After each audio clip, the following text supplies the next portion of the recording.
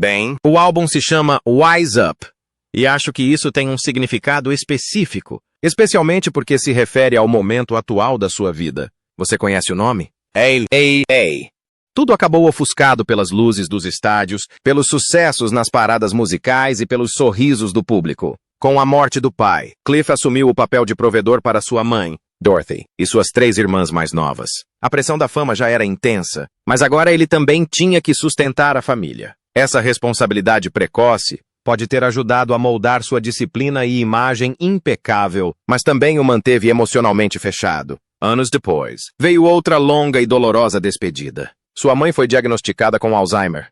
Por mais de 10 anos, Cliff viu a mulher que o criou desaparecer lentamente. Ela faleceu em 2007, mas aqueles longos anos de declínio deixaram uma cicatriz. Ele falou sobre a sensação de impotência que sentia ao visitá-la, apenas para perceber que ela já não o reconhecia. E quando parecia que ele finalmente encontraria algum alívio emocional, veio outro golpe. Em 2016, sua irmã Donna morreu repentinamente. O momento foi cruel. Apenas algumas semanas antes, Cliff havia sido inocentado após 2 anos lutando contra falsas acusações de abuso, algo que o havia levado ao limite. Donna tinha sido seu porto seguro durante esse período, ligando diariamente e dando-lhe forças quando ele não tinha mais nenhuma. A perda dela o deixou devastado novamente. O padrão é difícil de ignorar. Assim que ele se reergue, algo ou alguém lhe é tirado. Mas a tristeza pessoal de Cliff não termina com a perda da família. Porque o que muitas pessoas ainda se perguntam é: por que o astro pop mais cobiçado do mundo nunca se estabeleceu? Sem esposa, sem filhos e agora sem ninguém. Quando eu era jovem, meu pai se despediu. Quando Cliff Richard lançou Bachelor Boy no início dos anos 60, a música tinha a intenção de ser descontraída. Contava a história de um jovem que prometia aproveitar a vida antes de se estabelecer. Na época, os fãs acharam que era apenas uma canção pop cativante. Mas, com o passar dos anos e o fato de Cliff nunca ter se casado, o título da música permaneceu e se tornou um rótulo do qual ele nunca conseguiu se livrar. Durante décadas, ele ouviu a mesma pergunta: por que você nunca se casou? E Cliff nunca deu uma resposta definitiva, mas compartilhou alguns vislumbres de seu pensamento. Em sua autobiografia, My Life, My Way, Minha Vida, Meu Jeito, ele explicou que o casamento nunca lhe pareceu certo. Tive grandes amizades com mulheres e amei profundamente, escreveu ele. Mas também sabia que minha vida, com a carreira que eu tinha, tornaria muito difícil manter um casamento. Um dos relacionamentos mais comentados da vida de Cliff foi com a ex-estrela do tênis Sue Barker. Eles namoraram na década de 1980 e a imprensa era obcecada pelo casal. Cliff admitiu mais tarde que considerou se casar com ela, mas acabou desistindo. Eu realmente pensei em pedi-la em casamento, mas no fim, percebi que não a amava o suficiente para me comprometer, disse ele. Certa vez, ele compartilhou. Ela era tudo o que eu poderia querer, mas não seria justo para nenhum de nós. Ele também falou abertamente sobre como a fama o isolou, sempre em turnê, sempre sob os holofotes. Tornou-se difícil saber em quem confiar e ainda mais difícil construir uma vida privada por mais de 30 anos. Uma das poucas constantes em seu mundo era seu amigo íntimo e ex-empresário, Bill Lamb. Eles viveram juntos em sua mansão em Sunningdale por décadas, juntamente com a mãe de Bill e, mais tarde, com a mãe de Cliff, quando esta adoeceu. A amizade deles se tornou assunto de fofocas, mas Cliff sempre afirmou que eles eram como irmãos. Bill era da família. Aquele que o via sem os holofotes. Aquele que esteve ao seu lado em todas as tempestades. Quando Bill faleceu no final de 2022, deixou um vazio no mundo de Cliff que ninguém mais conseguiu preencher. Em um raro momento de emoção, Cliff disse: passamos por tudo juntos. Ele sempre esteve lá. Sem casamento, sem filhos e agora sem Bill, o círculo íntimo de Cliff se tornou dolorosamente pequeno. Suas casas estão mais silenciosas, seus dias mais rotineiros. E quando lhe perguntam se ele se arrepende de não ter se casado, ele não diz que sim, mas também não diz que não. Do que foi dito acima? Você acorda e pensa nisso. É a primeira coisa em que pensa. Você vai dormir à noite? É a primeira e a última coisa em que pensa. Você acorda 2 ou 3 vezes durante a noite e pensa nisso. Era uma manhã de verão de 2014, quando tudo na vida de Cliff Richard mudou, e não da maneira que ninguém esperava. De repente, sua casa em Berkshire foi invadida pela polícia. Helicópteros sobrevoavam o local, carros de reportagem estacionavam do lado de fora e jornalistas transmitiam ao vivo enquanto policiais carregavam caixas para fora de sua residência. E o pior é que Cliff nem estava lá. Estava de férias em Portugal, completamente alheio ao fato de que seu nome e reputação estavam sendo destruídos na televisão nacional. Tudo isso foi desencadeado por uma acusação anônima de abuso sexual ocorrido no passado. Uma acusação que se revelou completamente falsa. Cliff nunca foi preso, nunca foi indiciado, mas a imprensa não se importou. Por quase 2 anos, ele viveu sob uma nuvem de suspeita. E embora os tribunais tenham, eventualmente, inocentado o seu nome, o estrago já estava feito. Cliff disse mais tarde que se sentia como se estivesse contaminado. Essa foi a palavra que ele usou. Ele não conseguia dormir. Perdeu peso. Disse que muitas vezes sentia que seu coração ia parar de tanto estresse. O impacto emocional foi tão profundo que ele até tinha medo de sair de casa. Você começa a se perguntar se as pessoas estão olhando para você e pensando, será que foi verdade? E ele disse, em 2018, Cliff finalmente ganhou um processo contra a BBC por transmitir a operação policial. Ele recebeu uma indenização e o caso voltou às manchetes, mas desta vez pelos motivos certos. Mesmo assim, Cliff já disse mais de uma vez, você nunca consegue limpar seu nome completamente depois de tê-lo arrastado na lama. Mesmo anos depois, ao falar com membros da Câmara dos Lordes, ele se emocionou. Será que algum dia vou superar isso? Não, respondeu. A acusação sempre estará disponível online, mas a pessoa que a fez permanece anônima. Esse sentimento de traição era profundo. Cliff sempre amou o Reino Unido. Foi o país que o tornou famoso, que o apoiou desde os tempos de Move It no final da década de 1950 até receber o título de cavaleiro em 1995. Mas, após o escândalo, algo dentro dele se quebrou. E não apenas emocionalmente. Ele começou a passar cada vez mais tempo em Barbados, a ilha que agora chama de lar. No papel, parece um sonho. Palmeiras, sol, paz. Mas, se você perguntar a Cliff, não se sente no paraíso. Ele disse certa vez que se sentia mais como um exílio, como se tivesse sido expulso do único lugar ao qual sempre quis pertencer. Agora, vamos voltar ao final da década de 1950. Cliff era apenas um adolescente quando entrou pela primeira vez em um estúdio com a música Move It. Em 1958, essa única faixa, gravada em menos de 30 minutos, mudou a música britânica para sempre. Era crua, rebelde e deu origem a algo novo. O rock and roll britânico. Cliff não era apenas um cantor. Da noite para o dia, ele se tornou a resposta do Reino Unido a Elvis Presley. No início da década de 1960, Cliff e os Shadows dominavam as paradas musicais. Canções como Living Doll, The Young Ones e Summer Holiday não eram apenas sucessos. Eram a trilha sonora de uma geração. Ele estrelou filmes, lotou casas de shows e recebia uma enxurrada de cartas de fãs. De fora, parecia perfeito, mas havia um preço. Cliff estava numa rotina frenética que nunca parava. Enquanto seus amigos se estabeleciam e formavam famílias, Cliff estava em ônibus de turnê, estúdios de gravação e sets de filmagem. A fama era inebriante, mas não deixava espaço para muito mais.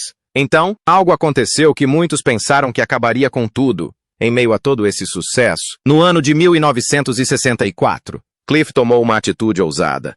Ele se tornou um cristão renascido. Com apenas 24 anos, quando a maioria das estrelas pop reforçava sua imagem de bad boy, Cliff escolheu um caminho diferente. Ele começou a questionar suas letras, recusou-se a apresentar certas músicas e até considerou seriamente abandonar o mundo da música para se tornar professor ou missionário. Muitas pessoas no meio artístico achavam que ele estava acabado, mas não estava. Em vez disso, ele encontrou uma maneira de continuar. Suavizou seu som. Sua música amadureceu. E embora tenha perdido alguns fãs, ganhou um senso de propósito mais profundo.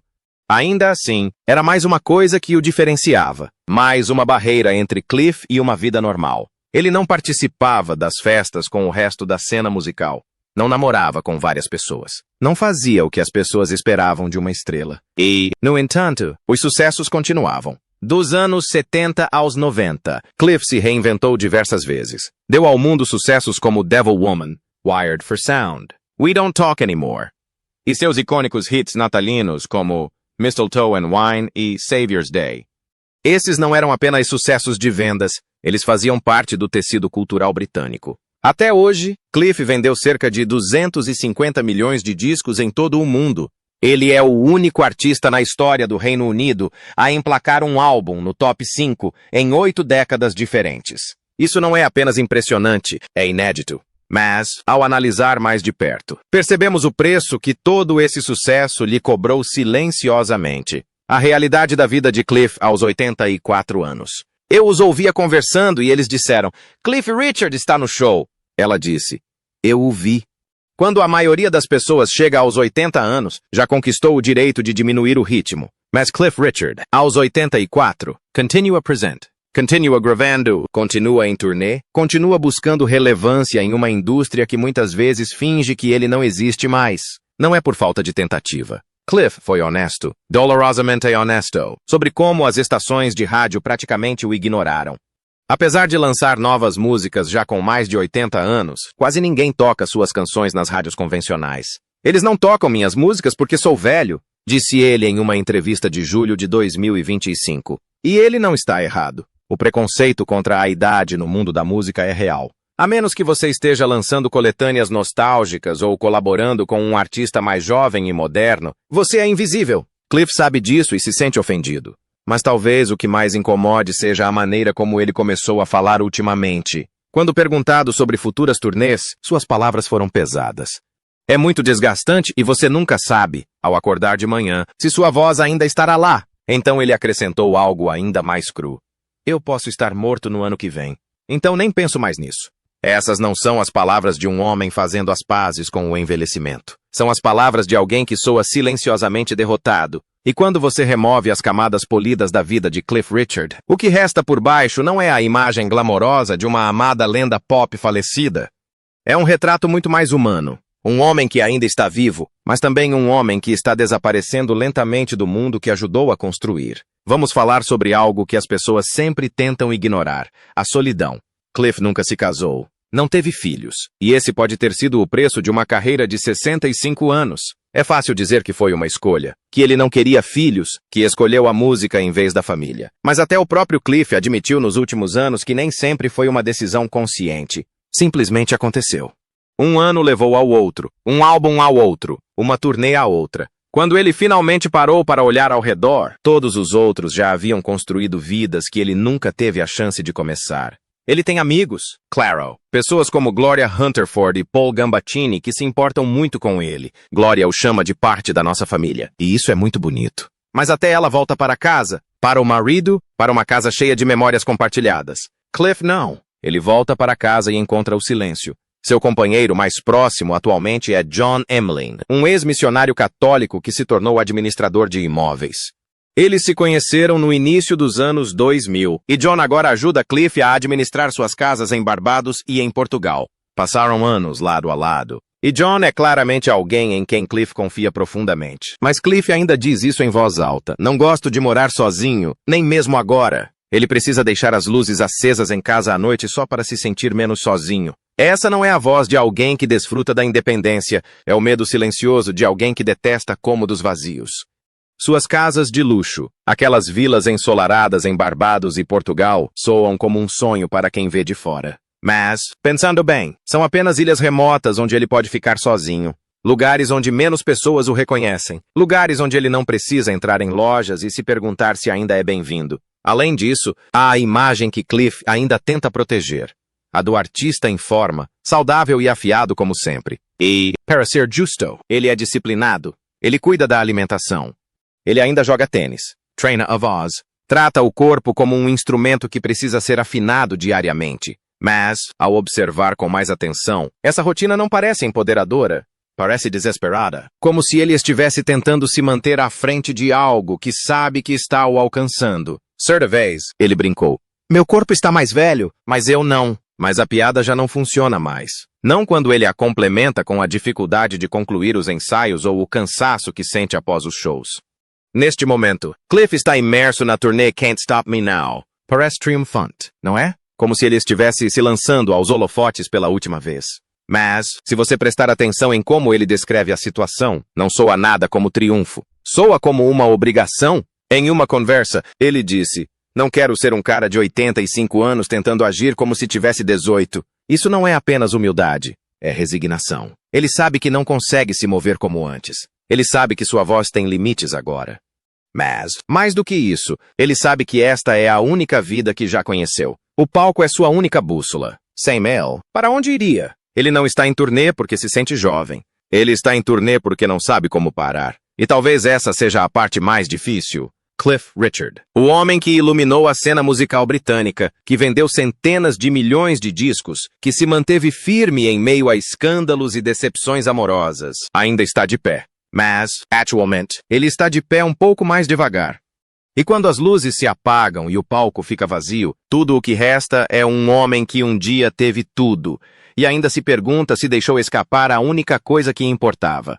Qual parte da história de Cliff Richard você considera a mais comovente? Conte para nós nos comentários abaixo. E se você achou esta história interessante, não se esqueça de curtir este vídeo e se inscrever para mais análises aprofundadas sobre a vida dos seus ícones favoritos. Obrigado por assistir.